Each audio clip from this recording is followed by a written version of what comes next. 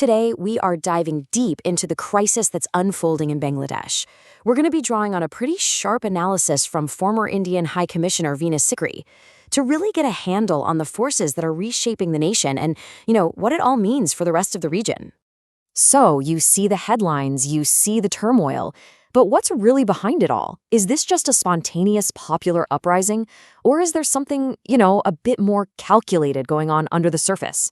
Let's get right into that. The first thing you notice, the most immediate picture, is one of just raw, escalating violence. It's erupting on the streets, and it's creating this very real sense of instability that's shaking the whole country. And right into this incredibly volatile situation, a major political player makes his return. We're talking about Tarique Rahman, the acting chairman of the Bangladesh Nationalist Party.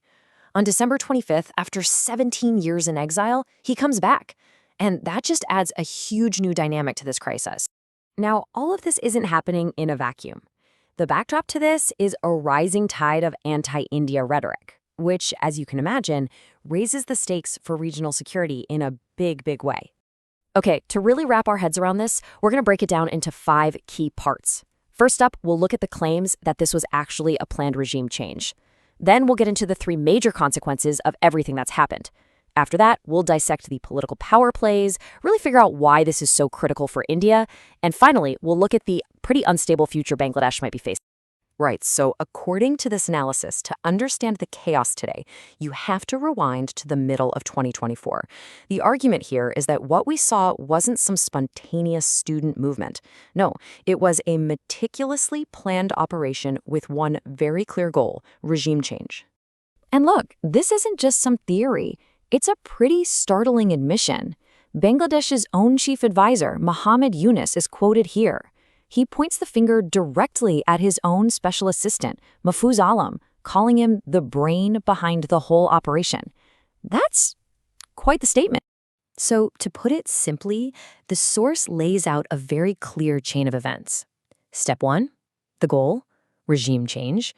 Step 2, the alleged mastermind, Mahfouz Alam. And step 3, the engine making it all happen on the ground, the Jamaat-e-Islami.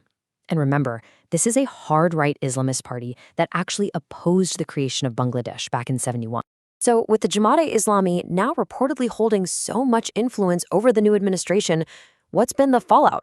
Well, we're seeing 3 major and frankly deeply concerning consequences that are fundamentally changing the country.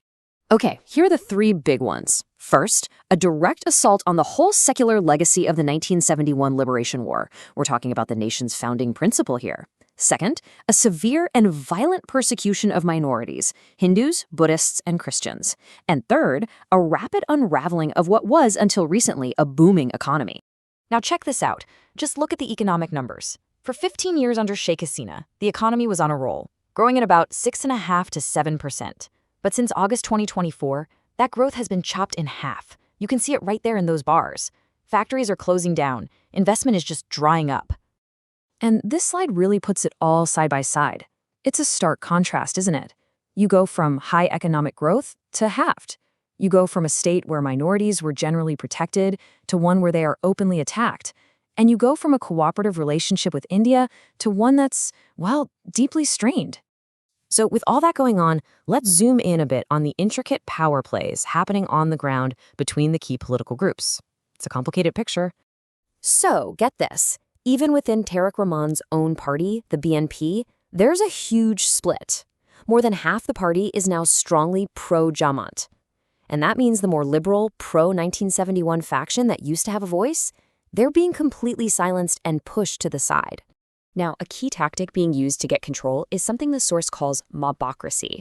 And this isn't random chaos, it's the organized use of mobs to intimidate officials, to intimidate judges, the media, literally surrounding their offices until their demands are met and any kind of dissent is just crushed. Okay, let's pivot to a really crucial question. Why does all this turmoil in a neighboring country matter so much to India? Well, the stakes, both for security and the economy, are incredibly high. Let's just start with a number, over 4,000 kilometers. That's the length of the border India shares with Bangladesh. And the fact that it's so porous makes it a massive and very immediate security concern. And to be specific, the threats really break down into 3 areas. There's a real danger of Bangladesh once again becoming a safe haven for terrorists and insurgents. There were reports of the Pakistan army trying to embed itself with Bangladeshi forces right near the Indian border.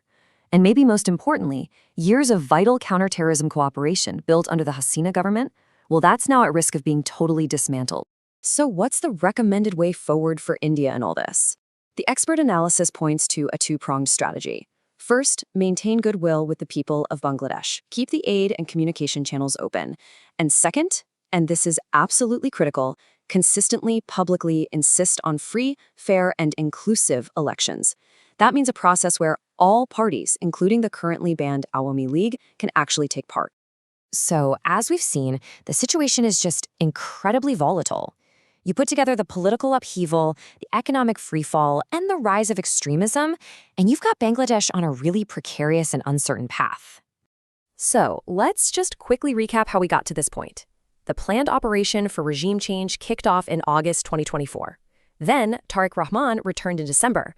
And now, all eyes are on the upcoming elections, which are going to be an absolutely critical turning point. And all of this leaves us with the ultimate question. The analysis seems to suggest that without a truly inclusive democratic process, the instability we're seeing is only going to get worse. So, can free and fair elections actually be the key to pulling Bangladesh back from the brink? The answer to that question is going to determine the future of not just a nation, but of an entire region.